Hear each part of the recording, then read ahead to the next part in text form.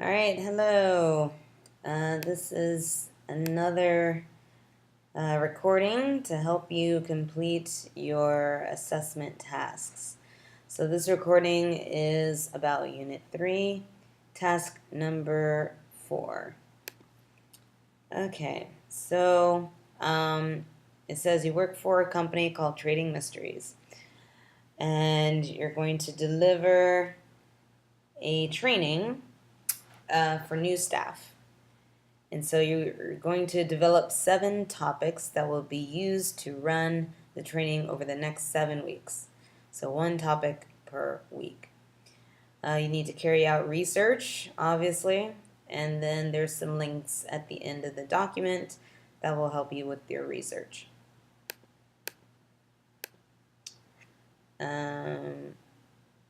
Okay, so it's very long, and this one is worth 75 points. And I didn't give this to you before, but the grading criteria for task number 4 is pretty extensive.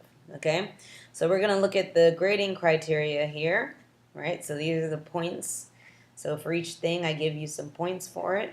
All right, so we're going to look at that, and we're going to look at the actual instructions, and we're going to try to make our own PowerPoint, right? Or a couple of PowerPoints, actually.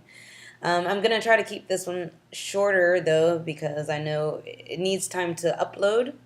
So hopefully it'll upload in time for you to work on it a little bit on Thursday, today. Okay, so number 1, the training you're going to be delivering will be based on the Harvard Business School recommended methods. I am not familiar with the Harvard Business School recommended methods, but I did find 2 articles in the Harvard Business Review. Okay, so Harvard Business Review.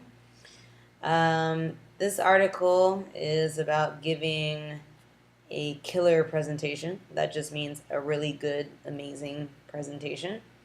And then there's another one that I found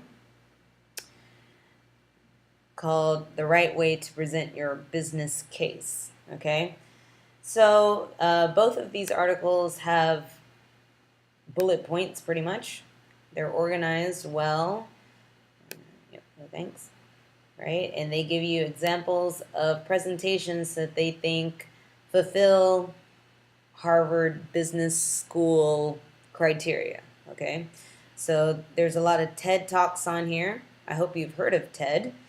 If you want to practice your listening, I recommend listening to a lot of TED Talks. They're all educational, very informative. Anyway, so for example, this article says, okay, so look at headings, right? So frame your story, okay? So obviously, if you don't know what that means, you need to read a little bit of the first part, right? So it's just saying conceptualizing and framing what you want to say is the most vital part of presentation. Okay, so it's just saying you need to organize your talk so that it's more of a story and not just you giving information, right? Okay, and then there's another one down here.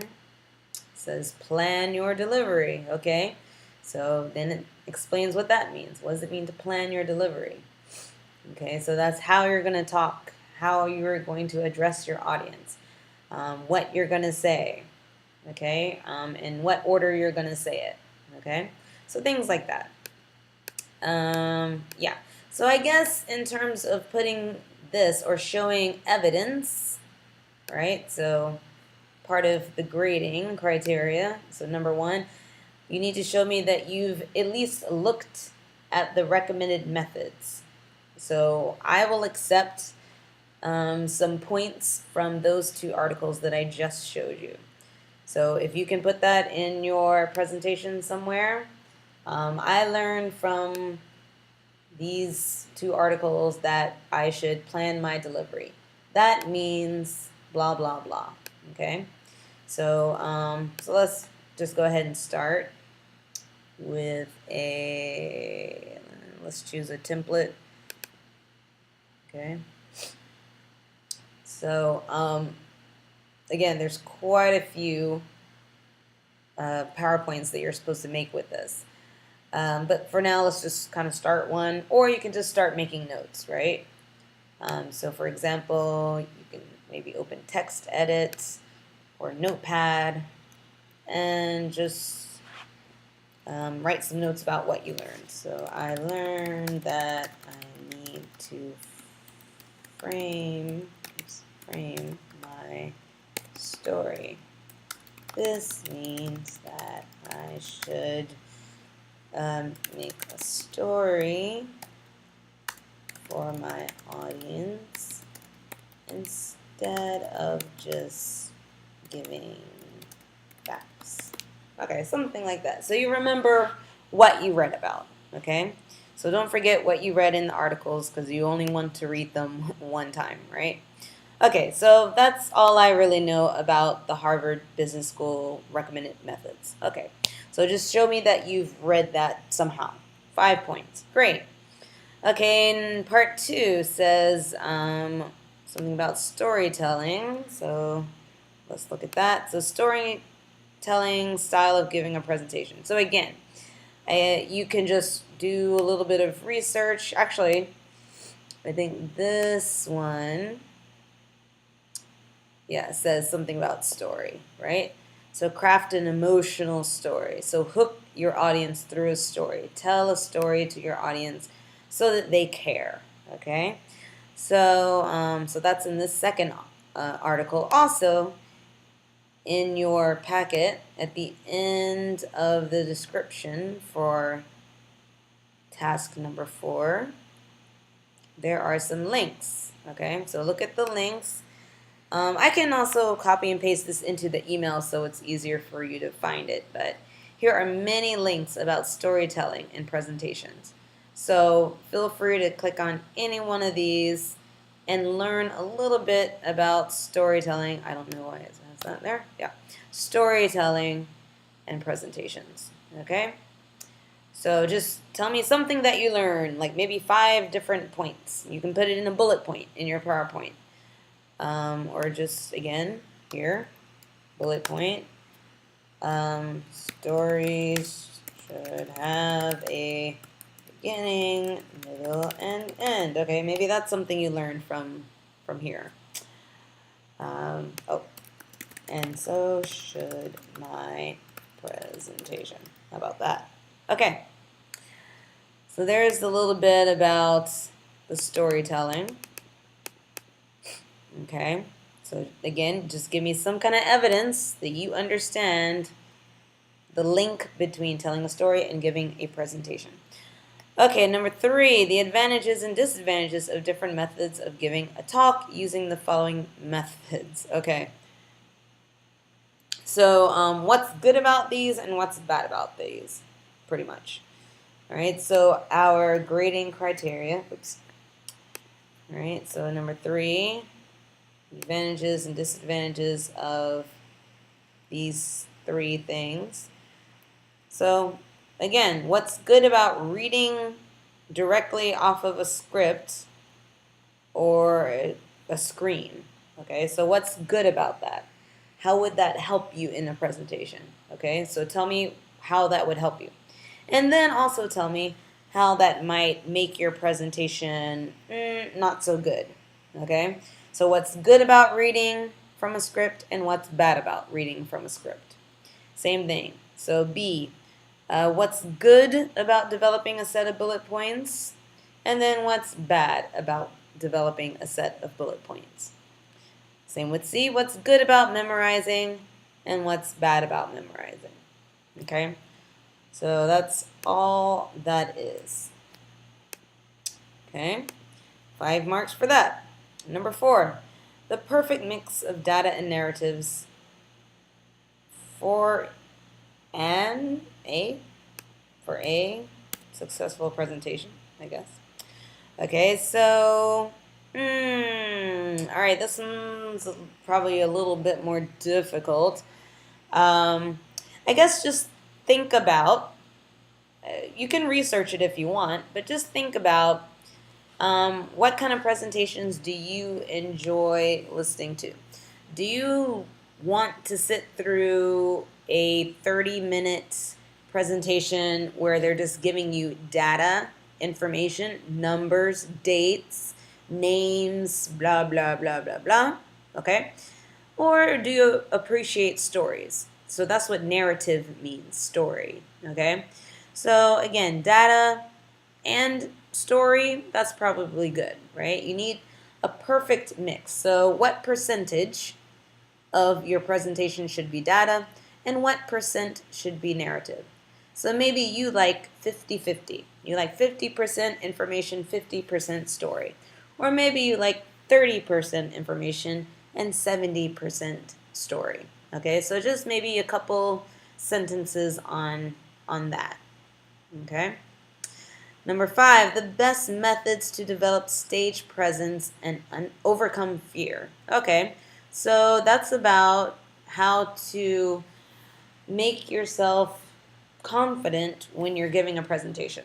Okay, so maybe you don't like speaking in front of people, or maybe you do like speaking in front of people. Okay, so just how can you improve or help someone who isn't good at speaking become a better speaker? Okay, so how can we develop stage presence? Okay, so stage presence. Well, first, what is a stage? Hopefully you know what a stage is, but, all right, so that's a stage, right? So a place where you stand when you're giving a performance, okay?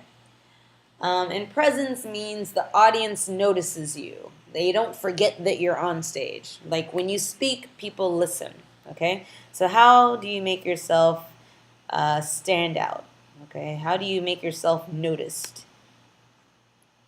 All right, so that's number 5. Okay, number 6, the pros and cons of using multimedia. Okay, so what's good about using multimedia and what's bad about using multimedia?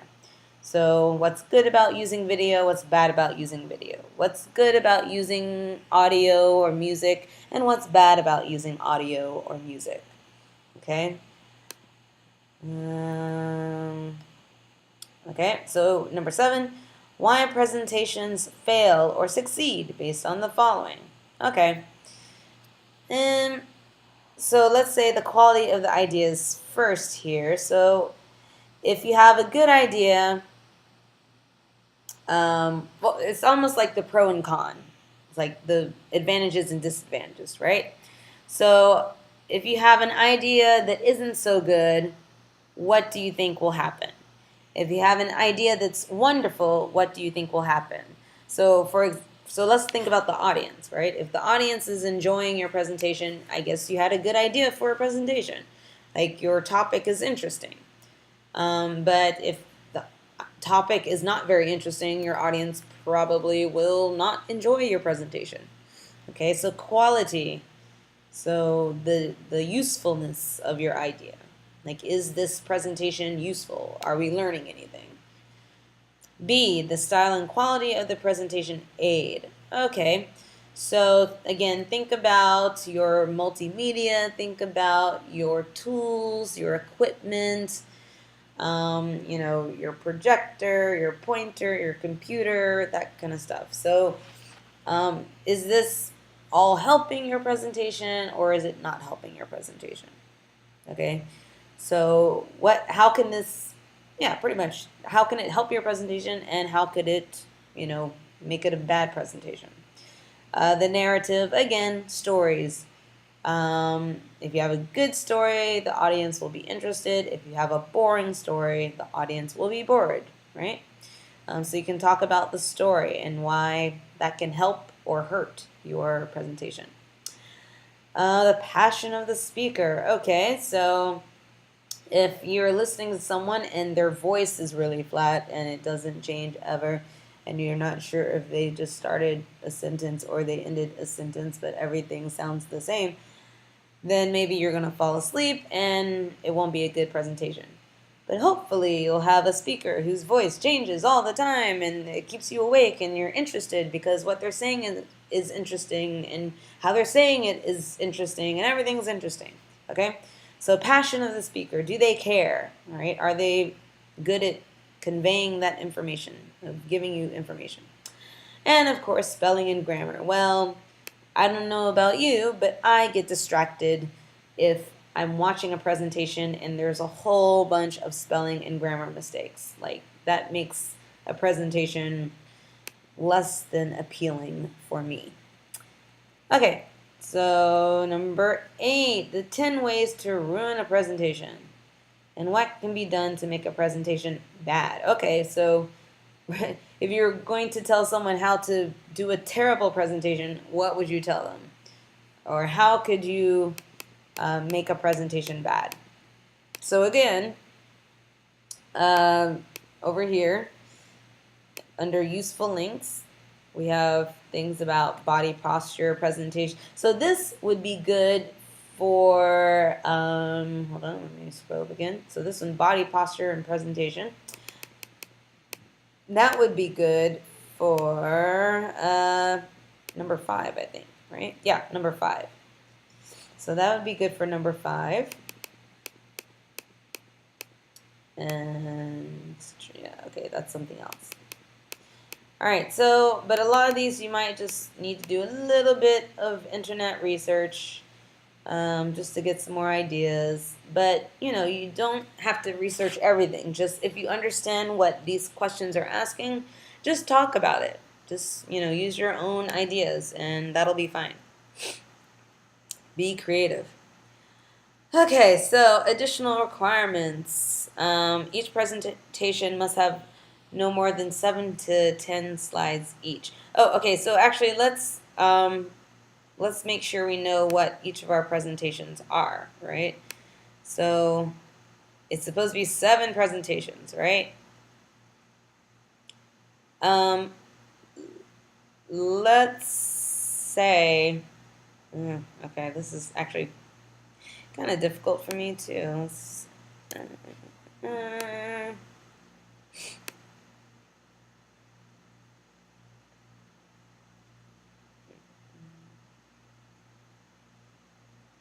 Okay, so let's say that 1 and 2, let's say that 1 and 2 should be one presentation. Okay, because I think that would fill up a presentation for seven slides, right? So let's say that the first 2 should go together. So Harvard Business School methods and storytelling. Okay, so put both of those on one PowerPoint. So this could be, you can call it something like methods of presentations. Okay, and then add a subtitle, which could be your name, right? That's fine. And your group number. Okay, something like that, okay? And then next slide, you can talk about, let's say maybe the first 4 slides could be about the Harvard Business School recommendations. Okay, so again, you could just list one thing that you found from these articles, these 2 articles here. So maybe you put frame your story as the first thing.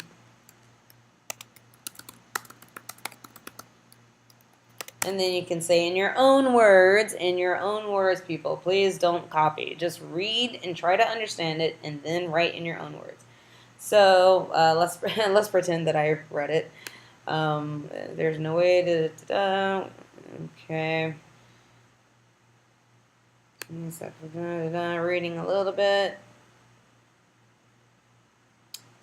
Okay. Alright, so I understand the main idea. So I'm just going to say, okay, frame your story. I can put that, and then this means that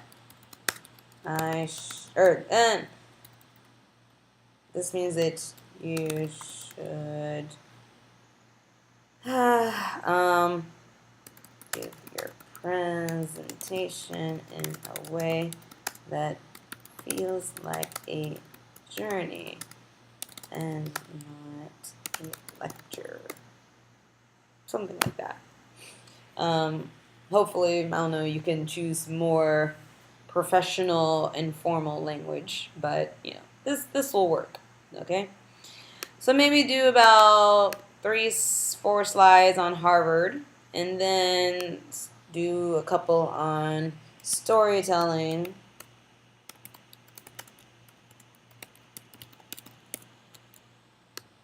and how to, you know, do storytelling in presentations, or why storytelling is useful in presentations. So again, we can go to like one of these websites.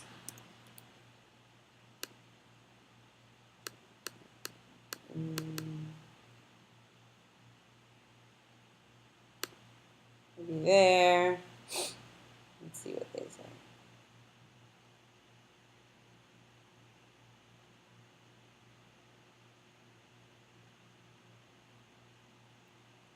Okay, it's an infographic. Those are cool.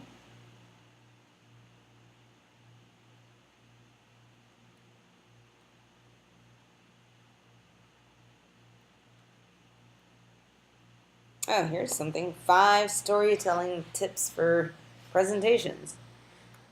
Okay, you can always click on that, maybe find some more information on how to make these, how to make storytelling work for you in your presentation. Okay, so here's some interesting things here. Okay, so stories can activate your brain. Oh, that sounds interesting. Okay, storytelling is good for presentations because it helps the audience remember the presentation better. Okay, something like that. Alright, and then maybe 3 more. And so again, 7 slides for each presentation. Okay, so then here you can add, on this final slide, I recommend like giving me the websites that you went to find your information. So your bibliography, okay, bibliography. So give me your websites. All right, where'd you go? I went there. So just, you know, just copy and paste it. That's enough.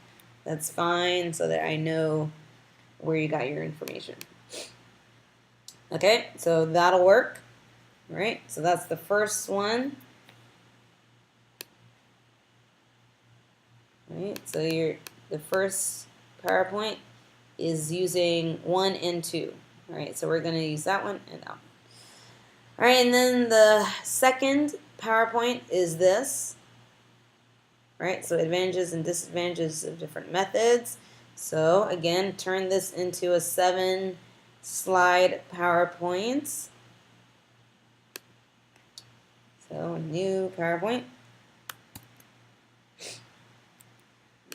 Okay, fine. Well, layout. You can choose a different theme. How about that? All right.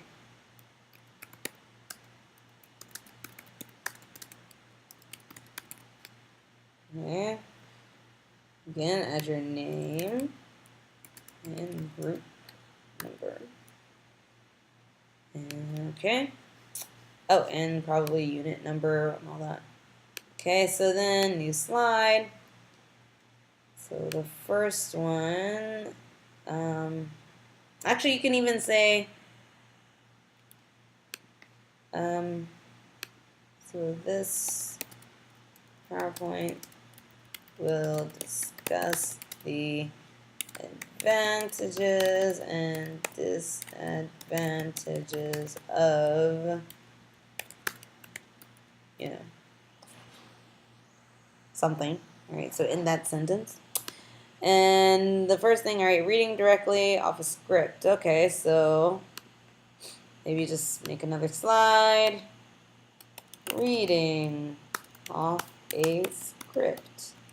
So you can have advantages.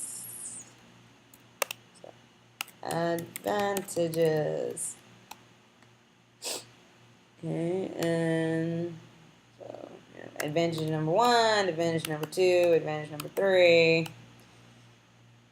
Then, alright, disadvantages, okay, and of course, disadvantage number 1, disadvantage number 2, disadvantage number 3. Alright, so you can continue that. I think there were just 3, right? So maybe this will just be a 6-slide presentation, which is fine. Yeah, no problem there. So again, just kind of go down the line here, making short presentations with just enough information so that I know that you at least thought about these topics, okay? So you don't have to write essays, keep it short and sweet, because again, part of giving a good presentation is not having so much information on your slides, right? Because you want the audience to listen to you, not sit there and read the slides while you're talking to yourself, right? Okay, so just give me enough information on these PowerPoints that I can see that, yes, she thought about it, she found some information, at least she has some ideas. So that's really all I'm looking for. You have to use the corporate colors of the presentation materials. Okay, so the Trading Mysteries logo needs to be used on all slides and any flip chart that's being used. I'm actually about to stop this recording because I don't want it to be too long. But I think I did forget to upload the Trading Mysteries logo. So if you go to our website, U3 Presentations, I've uploaded the logo that you should put on your presentations. Okay, so there it is. If you need to edit, like maybe cut it down, I'm sure you can do that. You know how to use these programs better than I do, right? But that is your logo, and those are also the colors that you need, right? Your corporate colors are these colors. So we're not using ESG colors this time. So use these colors as much as you can in your presentation. But again, just make sure you're following the instructions as closely as possible. So please use the corporate colors, use the logo. Also, you need handout notes. Okay, so you need to show me a screenshot of how you would print your presentations for the trainees. Okay, so in your your print preview, just show me how many slides you would have on each page, and if you would do it front to back and all that kind of stuff. Okay. And at least for one of these presentations, so 1 out of the 7 presentations, you should use, you should make your own template, okay? So make one that is unique to you. So make one by yourself. And of course, the others you can use the pre-existing templates. For 2 of the presentations, you must use 2 different Prezi templates. Okay, well there you go. So we do have to use Prezi twice. So just choose 2 of those presentations to put on a Prezi. And then 1 presentation you should upload to SlideShare. SlideShare does not create presentations. All you can do is create a presentation in PowerPoint or Prezi, and then upload that to SlideShare. SlideShare is pretty simple. You can sign in using your Facebook account. Okay, so log in. So this is slideshare.net. So you can log in with LinkedIn or Facebook or just an email, okay? So you create your account and then you just upload one of your presentations, okay? So if you've uploaded whatever presentation you've uploaded to SlideShare, you probably don't have to, do the printout for, right? So just upload that and send me the link. Okay, and then one presentation, you're supposed to use a flip chart. Okay, that's going to be super difficult in a way because flip charts are ginormous, right? They're really big. So for this, I would accept, I would actually just appreciate a PowerPoint, or if you want, you can draw something by hand on just A4 size paper, because I really am not interested in having giant pieces of paper. So you can just pretend you're using a flip chart and just use A4 paper and draw on it directly, or I don't know how you want to do it, but again, don't use a flip chart. Just use a regular size piece of paper, please. And here it says use a printable transparency. I don't know how you would do that. Maybe you could go to Zamil's on the Corniche in Kobar.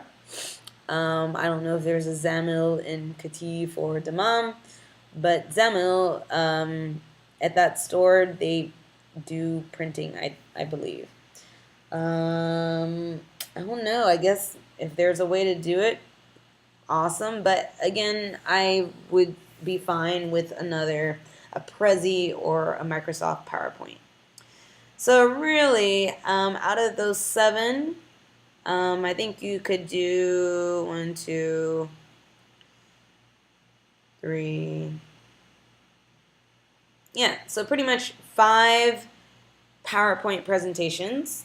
So 5 PowerPoint presentations and 2 Prezi presentations, okay?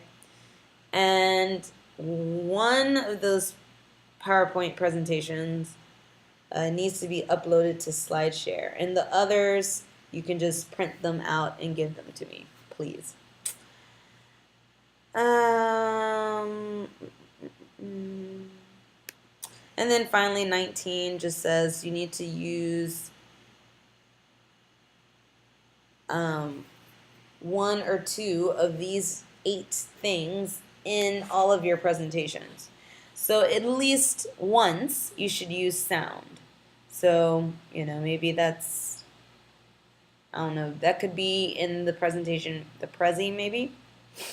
So anything with something like sound or video or animation. Well, animation could be in a regular PowerPoint.